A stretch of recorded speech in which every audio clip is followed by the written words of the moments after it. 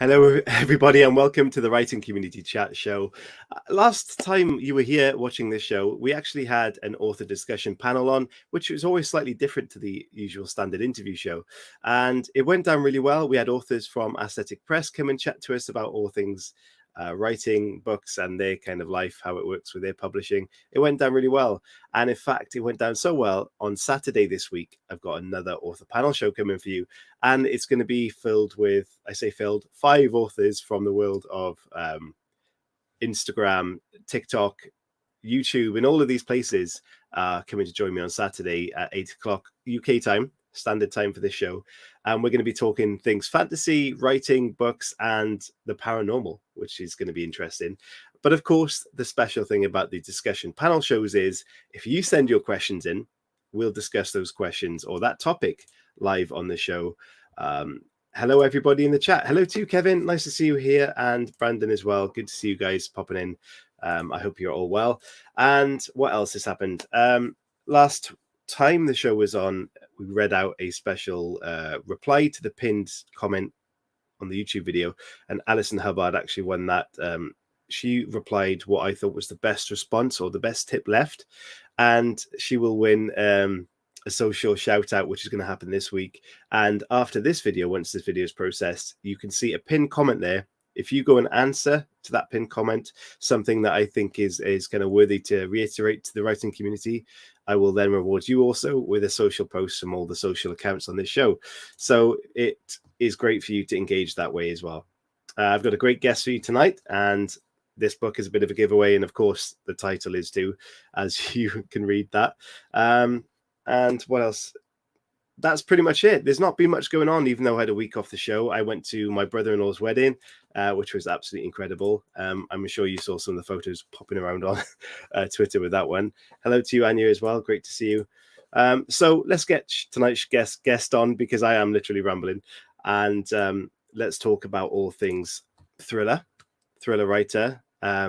Lots of serial killer involvement in this novel, and there's a bit of a serial killer quiz popping up at the end of this show. So if you're into the true crime world and you know your serial killers, let's see how you can get on with this. So tonight's guest, information for the book scrolling across the bottom, as you can see there, is a self-confessed serial killer buff. She loves all things dark and in the thriller world. So without further ado, my name is Chris. You are watching the Writing Community Chat Show.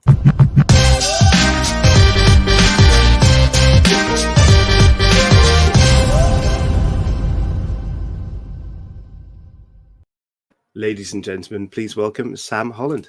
Hello, Sam. Hello. It's fantastic for you to join me. I'm glad that you can be here, and I hope all things are well with you. Yes, I'm very good, thank you, and thank you for having me. Not a problem at all. I absolutely love this proof, as you picked up before the show. I was sent.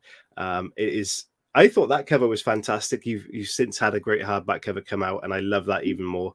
And it's great to talk about this book and get into that in a bit, because some of the reviews, some of the comments about this book have been fantastic. So I'm very excited to figure that out and find how you feel about that. But before we do, as always on this show, I want to rewind the tape and jump back to the start, where it all began for you as an inspiring writer before you even put pen to paper. So, Sam, let everybody know a little bit about how writing became something in your life, if you will. Okay. So to go right back to the beginning, I guess I'm probably the least qualified author you'll ever meet. So I doubt that. Yeah, I did all science at A-level. I studied psychology at university. I always read a lot, always wrote a lot, but I think I never really thought that it could be a career. It could be that I could get published. I think you hear so many stories about people that don't. I think I kind of never thought that I could actually do it. So I got a job, a proper job, so is what you might say. I worked in HR for 15 years. So I was what's known as an HR business partner, which is basically a lot of hiring, a lot of firing. And I did that for a very long time. And then I think there was sort of a bit of a perfect storm, that I started writing some short stories. I started writing some blogs, and I don't know. My confidence sort of increased. Like my job changed slightly, so I was doing sort of social media and blogging stuff for work as well. And then I wasn't enjoying my job as much. So and the novel that I was writing at the time was sort of like 80% complete. So I quit basically, and just called myself a writer and got some freelance writing jobs. Yes. Finished the novel. I mean, long story short, got a lot of rejections, obviously, but eventually sent it out to agents. Came off the slush pile, so I knew nobody in publishing, and eventually I got my agent. So that's sort of how I got this job, I guess. That's fantastic. I love that you took the plunge and you just thought, I'm doing this. This is the way it's going. Yeah, sheer force of will. I just said, right, I'm a writer now, and I got a job as a technical editor, and I'd never done a single bit of technical editing in my entire life. Wow. But I was like, okay, well, how hard can it be? So I love that. Well, that's the thing. There's so many people who want to be writers are so kind of terrified of what will happen if they do write or say that they're a writer. So I think that should be the case for many people. Just do it. Yeah, luckily it worked out. I sort of had a plan A, and then I had a plan B, and then I didn't really have a plan C.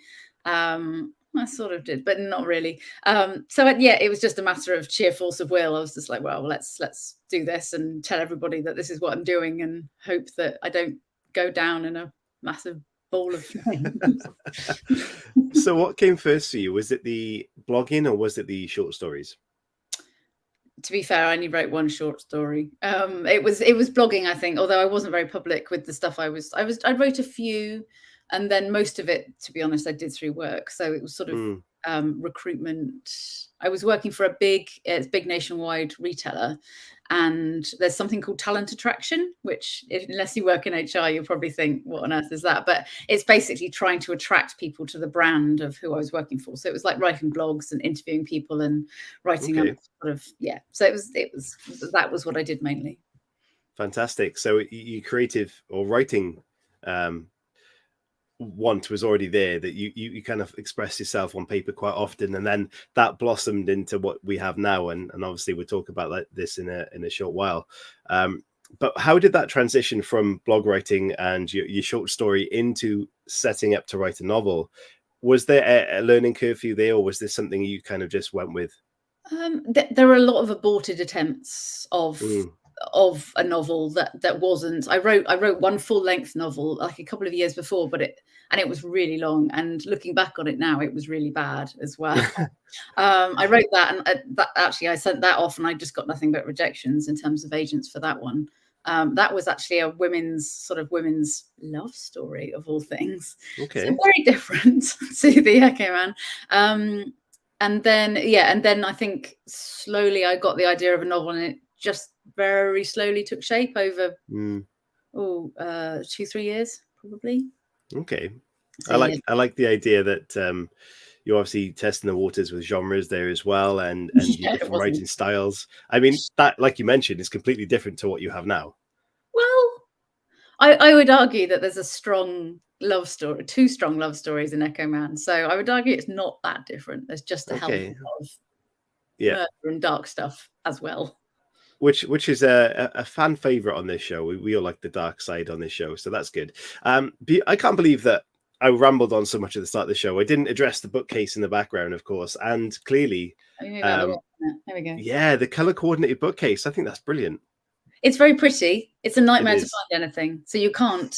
I was looking for Lee Child's The Killing Floor, and I knew I had it, and I thought it's probably red or orange, and it took me about half an hour to find it. And it's not of that very big bookcase, but it was orange, but I still couldn't find it. So I didn't think of it in that sense, that you would try and find a book based on its color, and if you can't remember the color, you kind of screwed with that. Yeah, I thought I'm sure I know, I'm sure I own it, and I was just desperately searching, and I couldn't, and then it was orange. Wow. I wonder how many people actually color coordinate their books, guys. If you do that, let me know. That's certainly not. Oh, my bookcase is a mess. I kind of do them inside. It's a wonderful procrastination activity as well. You can sort of reorganize it. Sometimes the colors go that way, I should say, and sometimes they go that way. So I sort of do rainbow downwards, depending on how much procrastination I need to actually do. So which is your favorite? shape of color? Left to right. It's Left to prettier. right. Yeah, Okay. Yeah, I think my bookshelf is a mess, but the shapes and sizes generally stick together. Yes, yeah, that's very true. These are all paperbacks. Okay. So all the hardbacks live next door, actually, in their own bookshelf, and they're done by muddle. To be honest, That's brilliant. They're just muddled. So, assuming that on the left-hand side there is a million post-it notes, I think they may be signs that you're a plotter. Sort of, yeah. This is so. Yes, these are the signs of a slightly ordered mind. Okay. But when I start writing the book, actually, I'm more. I have a few scenes in mind, and I normally have the characters, but I don't have the story. So I have to actually put fingers on keyboard to get the story, and that's very pantsing, so to speak. And then once that's finished, then I do that. That's and then I sit down and put everything in the right order and make sure, because it doesn't work very well if you play it back later, but they're index cards actually. And each index card is a chapter and each one is a point of view. So the different colors for the different points of view. And then the little post-its are the different clues for the different threads. Wow. So yeah, that's the only way I can make sense when I'm writing. Because the threads are important in this story, of course, without giving something away. Yeah. So no. I mean, there's and this one is actually the next one. There's book 2, and it's just as complicated and difficult as Echo Man. So yeah, you need the So that's got four threads, different sort of plot lines that run through, I guess. I mean, that's quite a difficult skill for any kind of writer at most levels. So the Echo Man, if you read the reviews, which I have some actually coming up, it mentions there's a twist in the book and things like this. Did you feel like you learned that, or were you thinking, right, I know the end, as I pantsed this kind of initially, which I find amazing, by the way, that you do that as a pantsed effort, then create kind of a structure there. Did you think of... Sorry. Excuse me. Did you think of having that ending or setting those paths up as you wrote it the first time round? No, so definitely not the very ending. I didn't. The first time round, I sort of knew. So I got to the epilogue and I knew who was going to be there, and I started writing it, and then I suddenly thought, okay. And then I obviously had to go back and redo it. But so it's really hard to talk about without giving too much away. So I always don't want to do that. Mind who it would be, and then as I went along, obviously some things changed, and then I had to go back and make it all work. Which is the sort of I find that the fun. I don't know. Is that the fun part? It can be the frustrating part, I think. I really like the initial pantsing, like you say, with the just keyboard mind, let's go. I really enjoy that part of it. I write very, very fast at the beginning. And I always write very short. So they always come in at about sort of 70,000 words-ish, or 60 to 70,000 words. So very short. But I think it's mainly because it's mainly people moving about and talking and not much else. Somebody described it as a blocking draft. Like in a screenplay, it's the actors moving and talking, but there's not much else. Okay, so that's how that's definitely how I write, because I end up with about 35,000 and that's it. Oh no, no, I don't write. That's when you said short and you were like twice the length. I was like, okay, maybe I'm short here. That's 60. I can't remember. The Echo Man, I think, came in at about 74, and then it sort of got longer and longer and longer. So talk to me then about the kind of submission process for you, because you mentioned rejections, and I'm pretty sure everyone who's ever submitted has the rejection. How did you approach that? And did you have like agents in mind, or were you just kind of thinking, I'm going to find things and send it?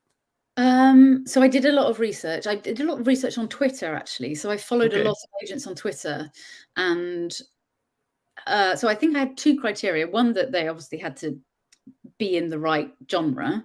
And secondly, I wanted somebody that I could get on with and have a good relationship and have fun with. So that they were my 2 criteria, and that was it.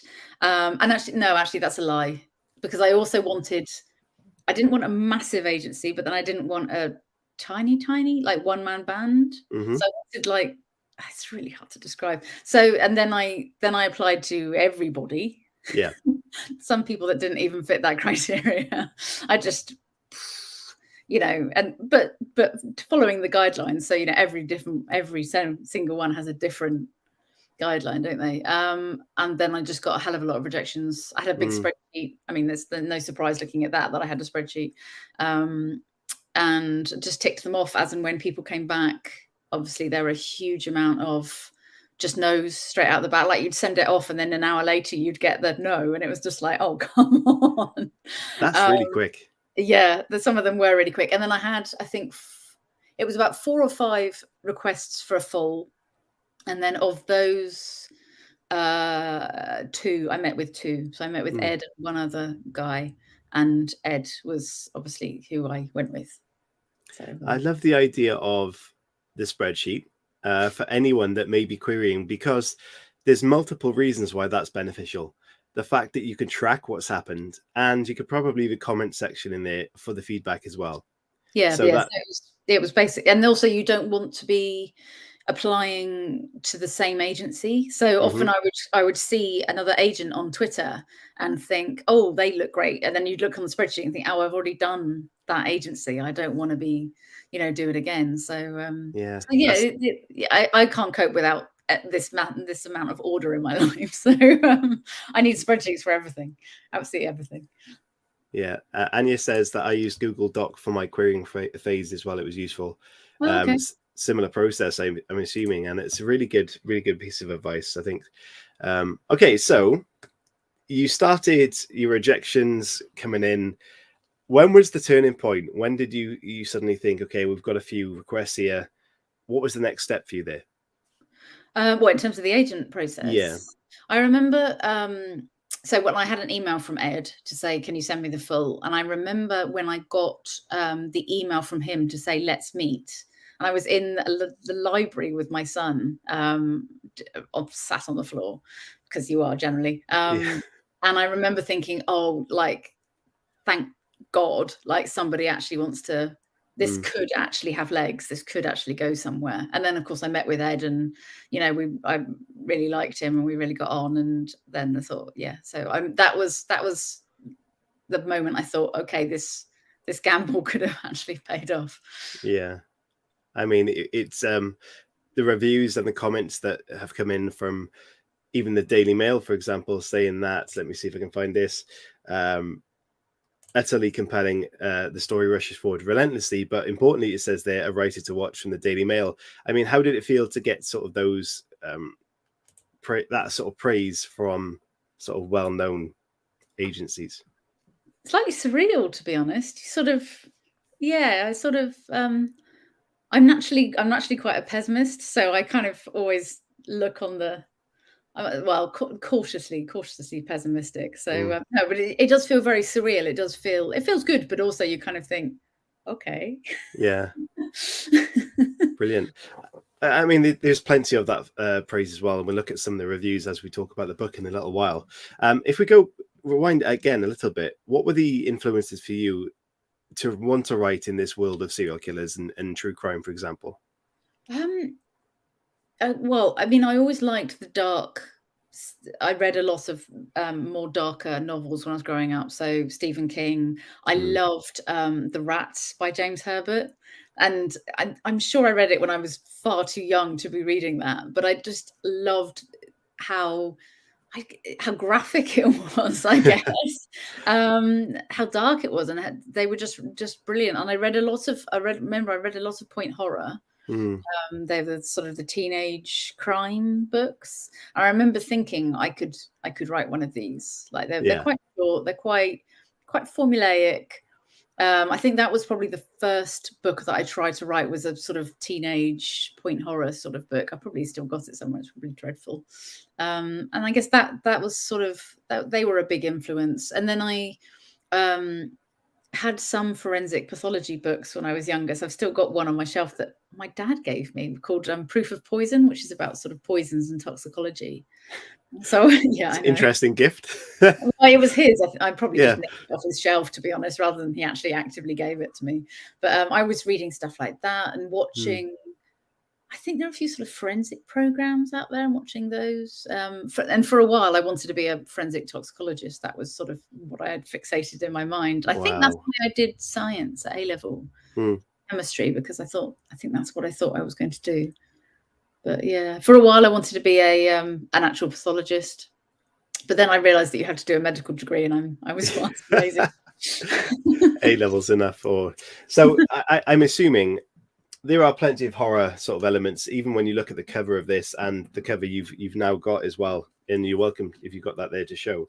There's I mean, two. Yeah. So I got that one and that one. Which is your favorite, by the way? I really like the proof. Yes. When I got the proof, I really like the proof, but I do really love this one now as well, just because it's. I loved that in the back of this book you have all these reviews as well, and bold, bloody, and brilliant. I literally thought this was a horror when I first received this as well. Yeah, so it gives off a lot of horror vibes. No, that's what I like as well. It really like does, yeah. So was there any? If it was marketed differently, it would be in the horror section. Yeah. Was there any sort of confusion from fans that with that they thought maybe this is a bit darker than the standard thriller for them?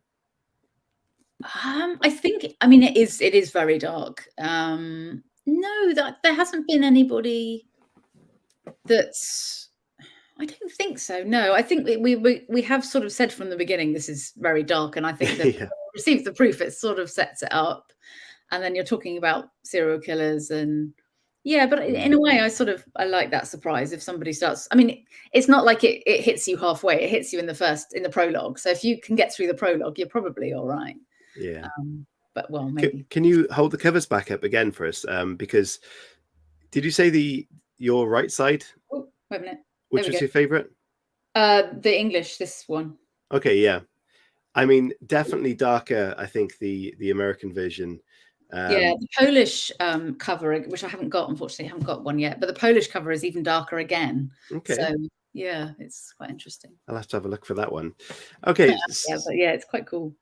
What we're going to do is we're going to jump into part 2 of the show, which is where we learn all about the story that we're just talking about, or the cover of, and we're going to ask some questions related to that, and you can let everybody know what it's all about. So it's very exciting. So here's part 2.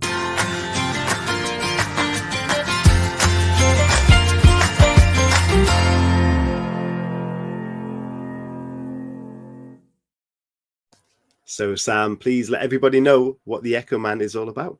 So the Echo Man begins with a troubled woman called Jess, and she falls victim to an arson attack that burns down her home and kills her husband. And about to be accused of his murder, she goes on the run and she hooks up with a disgraced detective called Griffin.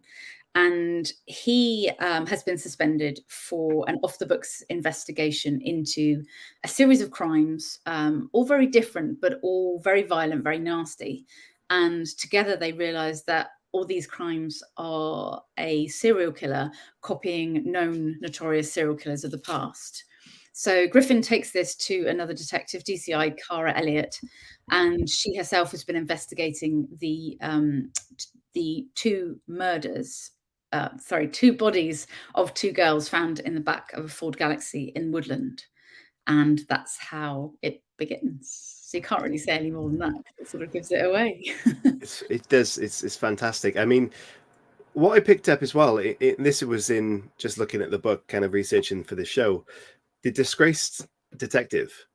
Really interesting to go with that. And was it really kind of a purposeful choice that you'd have this conflicted character as the ally, in this story? Was that kind of your direction with that straight away, or did that become something that happened later on? No. So at the beginning, I always had Jess and Griffin, and they were very clear to me who they were as people and as characters. And I know the disgraced detective is such a well-known, well-worn trope, but it's there for it's loved for a reason, because it is. You wouldn't want some nice, well-adjusted, nice, good, strong mental health, because it's just not interesting. And I was drawn to Griffin because he believes so much about himself that's wrong. So he believes he's this terrible person who is on the outside of society, who can't look after people, can't look after himself. But actually, as you read the book, you discover that actually so much of that is wrong. And the way he responds to Jess, who's also, very troubled and has her issues, just shows actually what a good person he is. It's sort of liked that evolution of him. But at the beginning, it was always about Jess and Griffin. And I remember when I first wrote it, the first 20,000 words, I sent it to Ed, my agent, and that was all there was. And then I realized that actually I needed probably 2 other detectives to work together and again to sort of be the police people in it. So that then you have Cara Elliott and Noah Deacon, who's her partner. It does set up a great sort of direction for character arc evolution, as you mentioned as well. But in reality, the conflicted characters are realistic characters, aren't they? Because especially if you're working in that kind of dark world, that you're not going to have very, like you said, clear-minded people anyway, I would imagine. Of course, they're going to be very much into what they're doing, but there's going to be that troublesome character somewhere along the line. Yeah, I mean, I think Cara is probably the most well-adjusted person in the whole story. She's pretty, she has her issues, but I think her issues stem from the job that she's in rather than her own personal psyche. Like, she's married and she has kids and she has the difficulty of balancing her career with her family. But actually, as a person, she's pretty on the level compared to the rest of them, because you couldn't have everybody being mental. It would just be bedlam. You have to have somebody like holding it all together. Definitely. So, I really like Cara for that reason. So when it comes to researching for this, I mean, it's often a wonder of mine that, had a thriller writer or serial killer writer's computer be discovered by the police, they might ask some questions about the search history. I mean, what was your research like for this? Quite extensive, but really enjoyable. So the advantage of writing a book about stuff that you're really interested in is you get to do all this. You get to buy all the books that you wouldn't normally be. So I think I read about 24 books. So anything from biographies of the various different, I mean, there's hundreds of Bundy, so you can't read them all, but I think I probably read about 4 or 5 of Bundy, and then I try to limit it to there's a few others so Brian Masters is sort of the biographer of serial killers, I guess, and he's written one about Dharma, which is really good. And then I moved from there to psychology.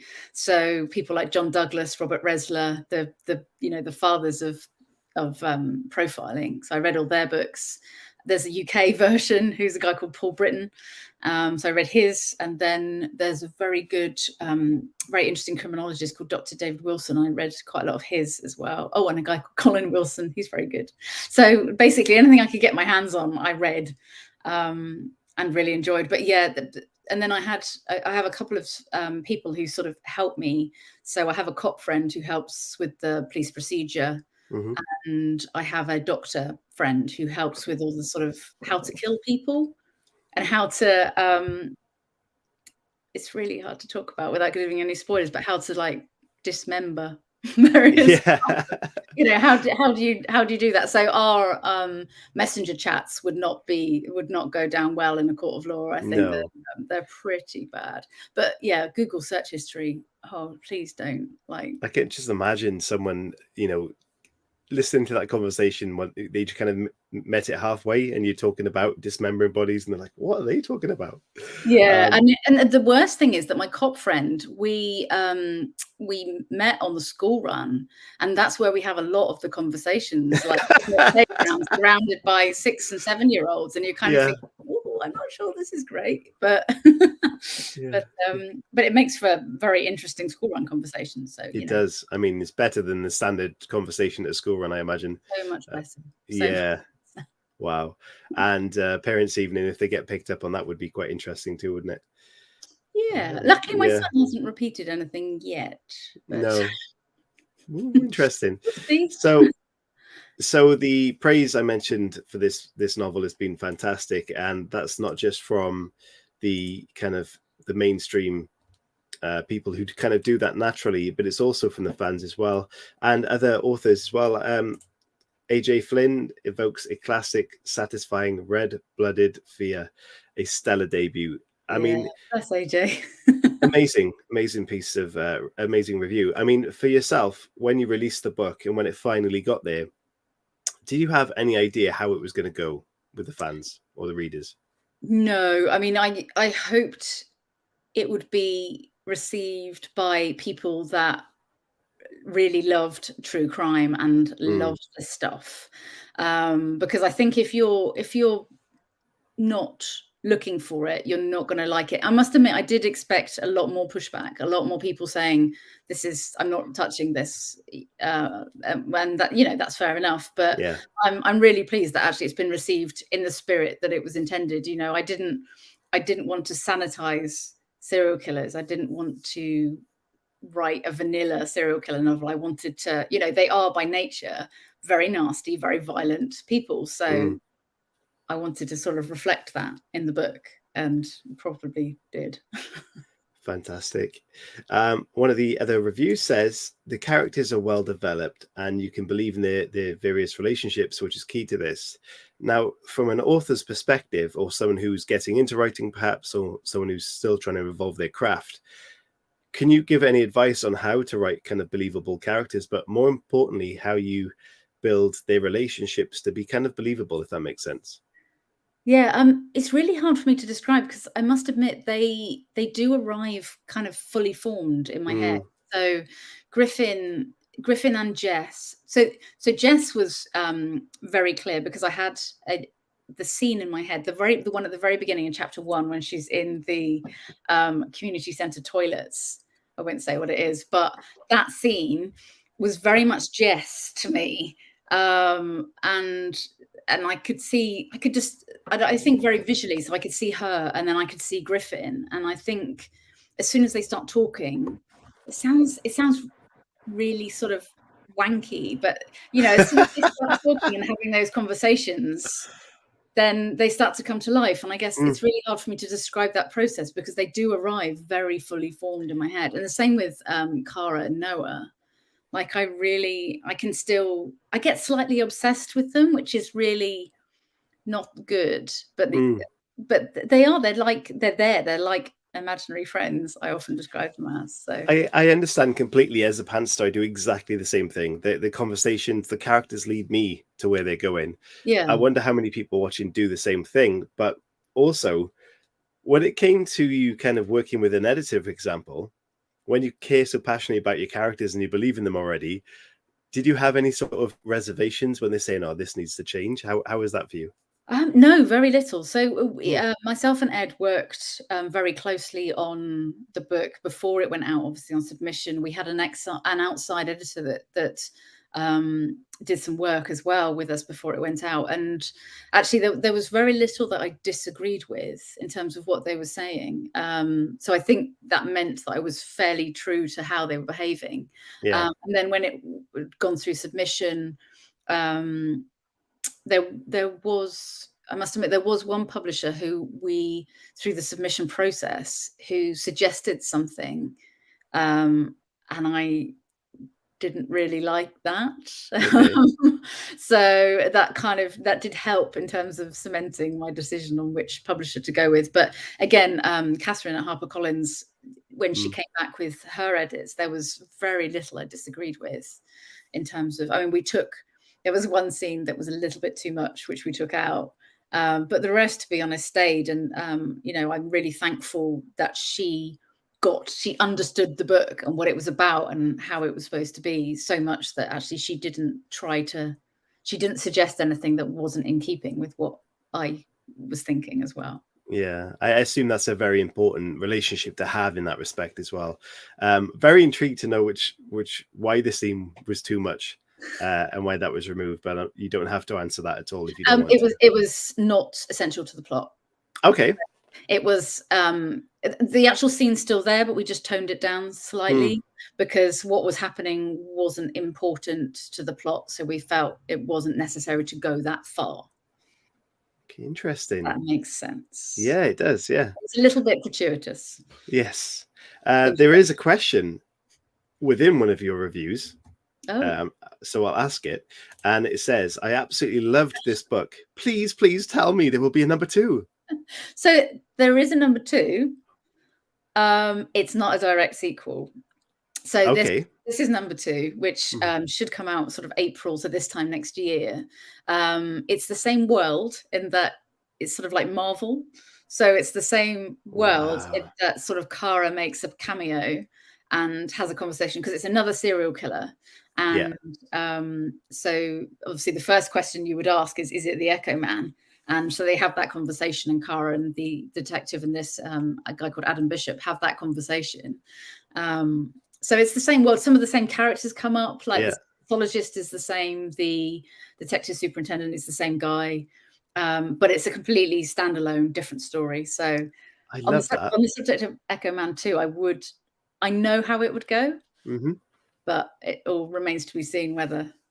So you're building a network stroke empire of serial killers and staff that all work in the same universe.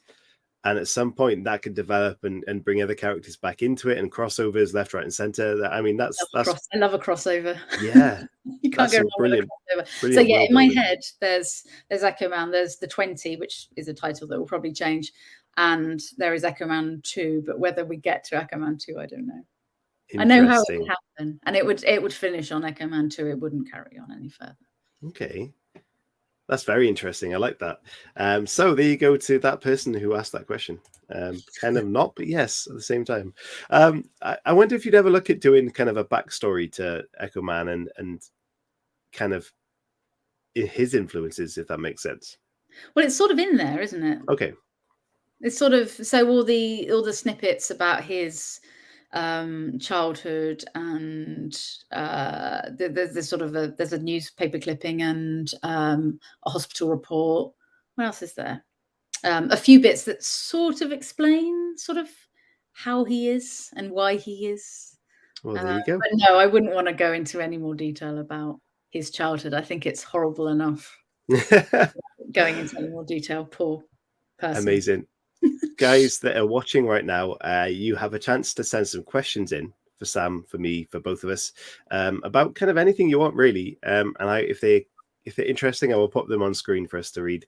And in the meantime, we'll start round 3, which is community questions. And I've got some lined up for Sam, and then the quiz, which we will have time for at the end of the show. So I hope you're ready for a quiz, Sam. No. No, not at all. Are you any good at quizzes? Are you any good at quizzes? I get too competitive, so I must admit I try to avoid them. Try to avoid. Okay. So here we go with round 3, guys.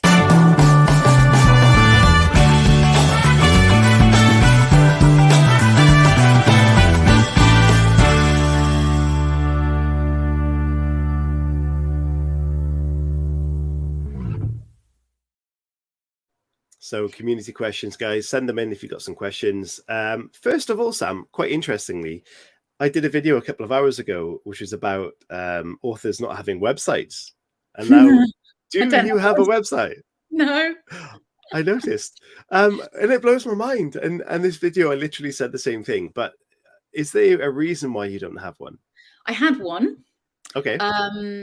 It was a bit of a time waster, in that I'm not very technical. So to update it would be like a day of swearing and and it was awful. And then awful also, while I had it had no traffic anyway. So it was sort of like I wasn't really sure what. I know it's the thing that everyone says, you have to have a website. And I'm like, okay, but why? But, well, for example, for today, I looked for you on Google. I found some references on Amazon and Goodreads, but then I couldn't go and find kind of a web page or a landing page that had specific information about yourself or links to your books, for example. But I think my logic is anything I would have on the website, you can find on Amazon or. I know, but people are lazy. I know. They like to find it in one place. To be honest, I asked HarperCollins. I said, "Do you want me? If you want me, I'll build it." And they said, "Don't worry, but we might revisit that later. So I have it in my diary to maybe over the summer build a website. Well, or keep an eye out. to build Tomorrow, a website. I will be dropping a video on how to build an author website or a landing page. Well, there you go. Very specifically, super easy, super quickly, and for free. It's easy as peasy. If you can give me like the Squarespace template, and I spent like half a day looking at Squares. Is it even Squarespace? Squarespace. I'm telling you now, this is a Google attribute thing.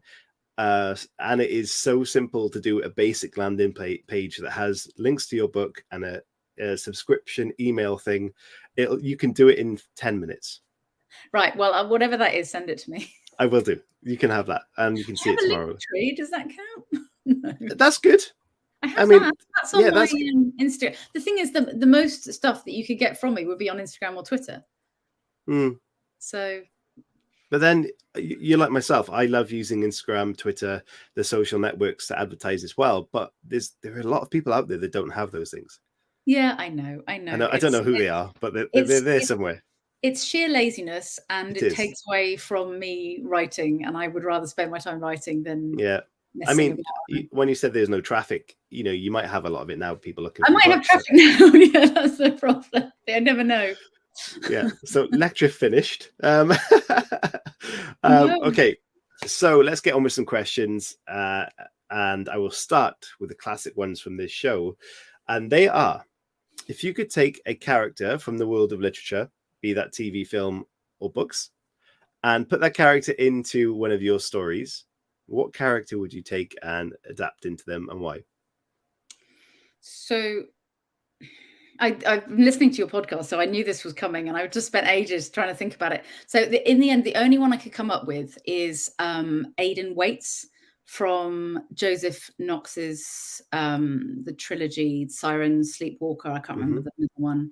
When I started reading, I just really liked Aidan. I'm a sucker for a dark, disturbed man who's very self-destructive, and I just really loved that character. And then I think he mentioned once that that's it, so I was kind of like, well, can I have him? Yeah. Keep the legacy going. I really loved Aidan. Well, maybe he can be a crossover character. Absolutely. Yeah. Or Adam, I want to say Fawley. I might have got it wrong. I think it might be Hawley, but Kara Hunter's guy. I'd love to do a crossover with that world. That would be quite fun. Yeah, Joseph Knox on this show. I must have been like way back in season 1 or 2 talking about one of his books in that series, and it was so long ago I can't remember.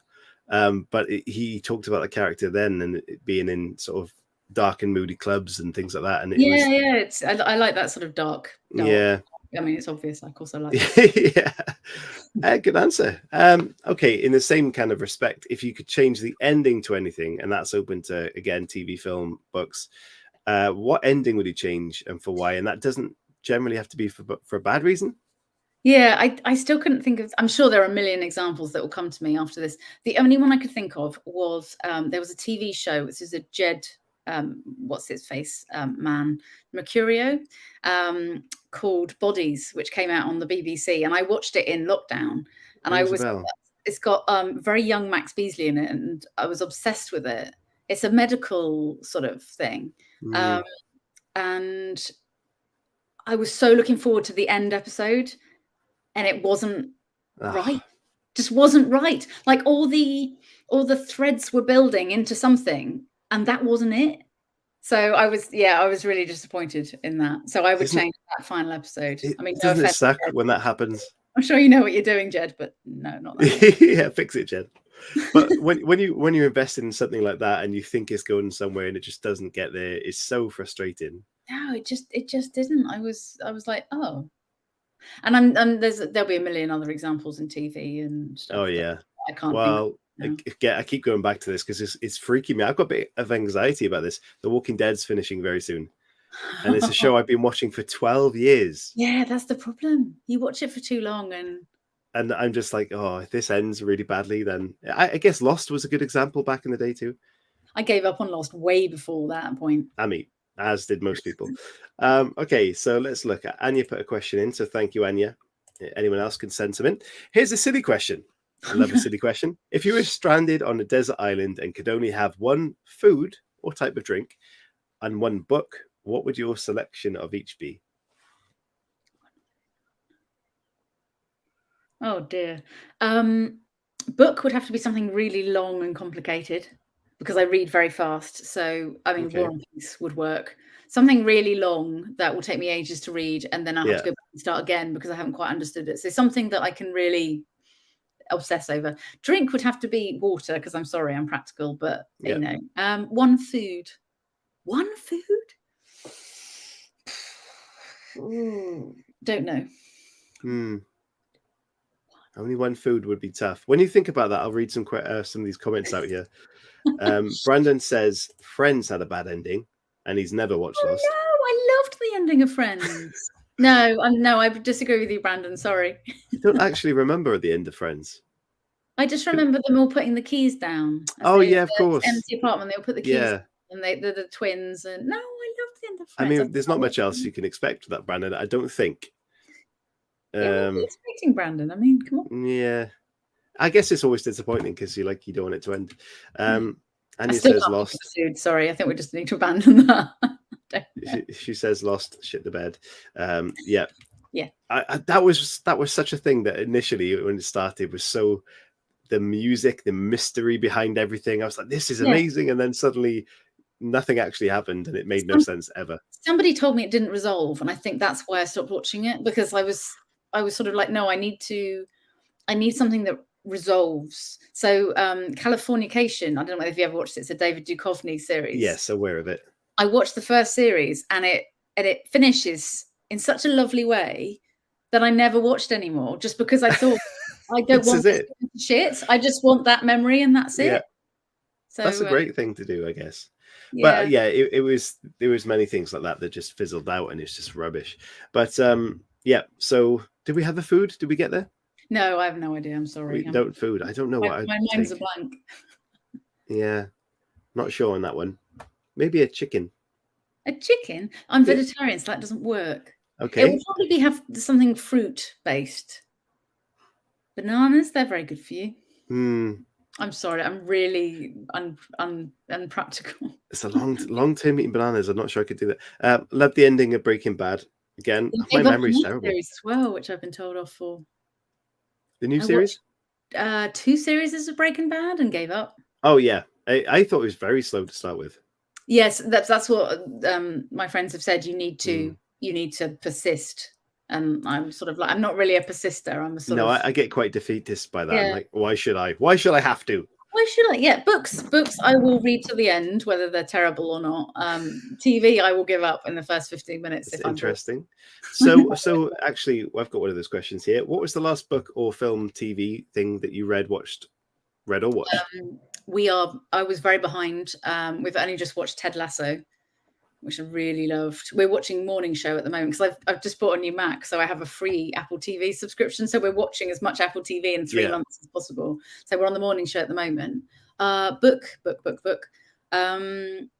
I'm moderating a panel at Crime Fest on the 12th of May. So I'm currently reading all the books for the people on the panel. Yes. It's been great because I've discovered Russ Thomas. So I'm starting all of his Adam Tyler series is brilliant. And Thomas Enger, I've just been reading his Blix and Ram series. I really enjoyed those as well. So it's been a great way to sort of find new books that I wouldn't have read before. So that's a great way. I mean, when you mentioned you read quickly, how quick is a quick? I don't know. I could probably read a book in a day. Probably not as quick as some people. Some people are very fast. What size book would that be? Like 60, 70,000? Yeah. Wow, 70, that is impressive. 80,000 book in a day. I just went on holiday and for a week, and bear in mind there was a child there, so there wasn't that much reading time, and I read 3 books. So, in a day? No, in a week. I think it was Tash Barnsby. I think the name was Tash and Lizzie. They came on from the Novelry, and they were editors. They used to be editors in Transworld Publishing, I believe, and they were talking about how quickly they read books, and my mind was completely blown. I like to enjoy a book. I think if I read it faster, I wouldn't enjoy it because I'd just be skipping too much. But that's what I was kind of delving into when they read for work and pleasure. like how does that differ in the speed of reading and stuff like that? Because it is, I mean, if you're reading for those panels and stuff like that, it generally is more of a job than it is a pleasure, I think, sometimes. Luckily, the books have been very good. So yeah. So it has been a pleasure. And actually, I probably could have got away with just reading one, but actually I've gone back and started all of Russ's books from the beginning. So I read Cold Reckoning, which is his third, which is out next month. And then I thought, well, actually, I'll go back to the beginning and read number. So I'm sort of indulging myself by reading all of them rather than just one. Lovely. So here's a question then. If someone's watching this or listening on the podcast and the dipping their toe in the world of crime and true crime and thriller, what book would you suggest they start off with? What could you recommend? Just crime and thriller as a whole, as a genre? Or... Well, what would you recommend someone read in kind of any genre, I guess? So true crime wise, the best books, I'd say sort of I'll Be Gone in the Dark is a really good book in terms of true crime. Brian Masters, as I said, is a great one.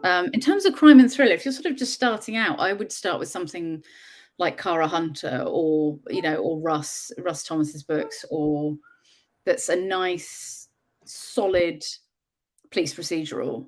Eva Dolan, Susie Steiner, they're all absolutely brilliant at their craft. So a good solid police procedural series, I think you can't really go wrong to get started. I wouldn't start with The Echo Man. It's good.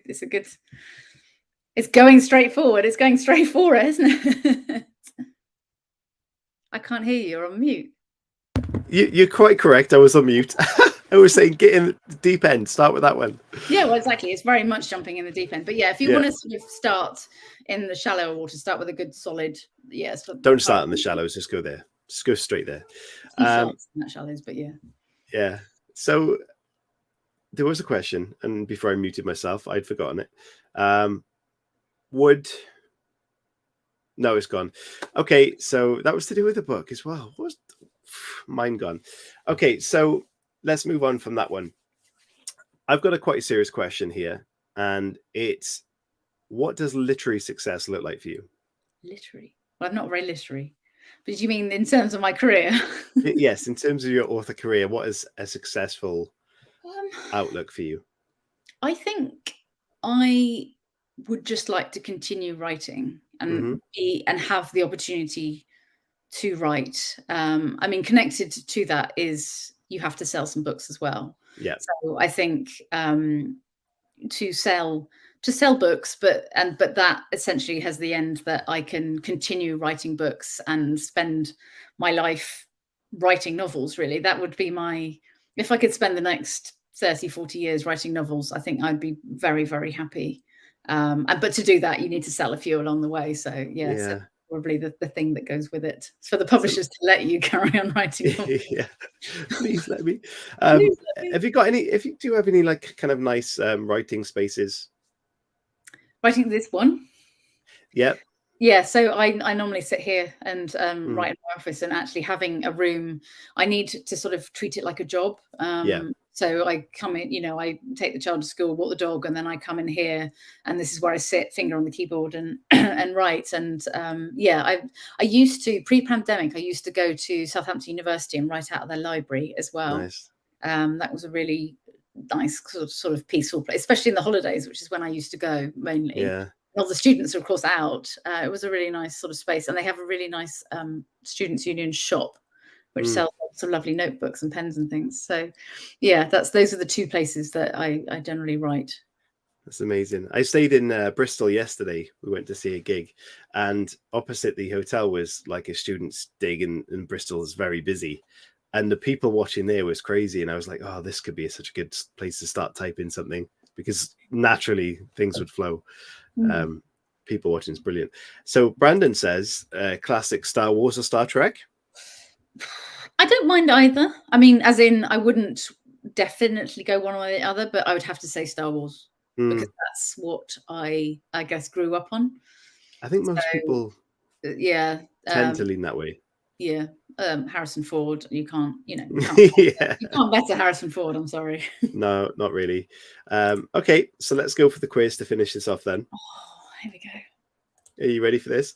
Yeah. I mentioned it's multiple choice, so don't stress. And guys, if you're watching, throw your answers in. This is where I let myself down horribly because I can't remember anything. Sam actually has the comments off, so if you put them in the comments, you won't actually see them. Yeah, no, I have it off. I can't see it. Okay, question 1 of 5. Only 5 to go. Which serial killer of boys and young men performed as Pogo? Sorry? Gacy? I haven't even got the question out yet, Sam. Told you I was competitive. It's not. I'll carry on because the podcast people might want to. Sorry. Which serial killer of boys and young men performed as Pogo the Clown at charitable events and children's parties? And you were quite right, John Gacy. I wouldn't have known his first name, though, to be honest. I wouldn't have known. There was multiple choice, but we'll move on. Okay, question number 2. Which serial killer of 11 women in 1962 and 64 was eventually identified as Albert DeSalvo? Is it the Green River Killer, the Monsters of Milwaukee, the Boston Strangler, or the South Side Slayer? What was the name again? Albert DeSalvo. I'm going to guess. I don't know this one. Boston Strangler? Kevin says, damn, she's quick on it. Love it. Yeah, did you say Boston Strangler? I would guess Boston Strangler. Okay, let's see if anyone else has got this now. Brandon says Boston, and so does Kevin, so you might be onto this one. Maybe the answer is the Boston Strangler. I should have been more conviction with my answer. You should. So that's 2 out of 2. This is very good. Okay. Which serial killer styled himself on Son of Sam? Berkowitz. Yep, Samuel Jeffries, Ted Bundy, John Gacy, or David Berkowitz. He blamed it all on a dog. That was the best thing. A dog told him to do it. Is that Yeah, and then later he admitted he was just making it all up. He said a dog was telling him to kill. Yeah, he wasn't as crazy as he made out. Anya says, I don't know enough of my serial killers. Well, I've got a book you should read. Yes, Sam's got great recommendations there. I love the fact that he went, my dog said I should do that. That's mental. Okay, so question number 3, I think. No, question 4. This is an easy one. Read it out. Go on. Which serial killer's intelligence, charm, and good looks were emphasized in media coverage of his murder trial in Florida in 1978? I'm guessing you know this. Bundy. It is indeed Ted Bundy. Yeah. Yep. You're too quick for these people. Okay, question number 5 to make it a 5 out of 5. Oh, there's an ooh this one. Which serial killer was the inspiration for the character Leatherface in the 1974 film The Texas Chainsaw Massacre? I could guess, but... Is it Louis Gravito, the Rio Grande Killer, Ed Gein, or H.H. Holmes? I would guess at Gein, but only because he liked to take skin off. But the others might have done that as well. Kevin agrees. Are you going with Gein? Gein. Yeah, to make it 5 out of 5. Ooh. It is correct. You've got 5 out of 5. It's not so bad. It's not so bad. Smashed it out of the park. Yeah, not too good with a quiz. 5 out of 5. Okay, so let's finish up then. Just before we do go, I mentioned the karaoke question. What would you sing in a karaoke night? I was hoping you'd give me the other one about bringing somebody back to life and then killing them again. But karaoke, I've had some. We're going to have to ask it now then. Yeah. Something easy like Dido or I'm a big fan of musicals and I've attempted some in the past and they haven't gone well. So yeah, stick to a nice easy ride. Stick to Dido.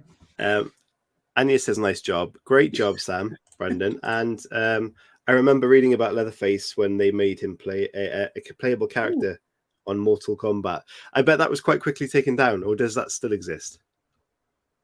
Surely not. Anyway, okay, so the question, I've forgotten about that question for quite a while. I was listening to Mike Craven's interview this morning, which is why it came to mind. And then I couldn't think of an answer, so I thought I better think of an answer. Otherwise, have you got one now? Because I have got one. Okay, so if you could bring back a I can't even remember what we asked. Was it a fictional character or was it No, an it was an author? author, and then write a book with them, and then kill them afterwards, which is so harsh. Yep. So if you could bring an author back, So create a piece of work with that person, and then kill them off, who would you do and how would you do that? So my plan was to bring the great late Mo Hader back, because I think we could write quite an awesome book, I think, between the two of us. And then I think what we would do is I'd keep her alive, but we'd find somebody nasty and kill them and pass them off as her, and then she could just carry on and, you know. Oh, bending the rules, I see. Yes, sorry, bending the rules a little bit. That's the great answer. And I mean, creative. Oh, you've broken up a bit there. Am I back? I can hear you, but I can't see you.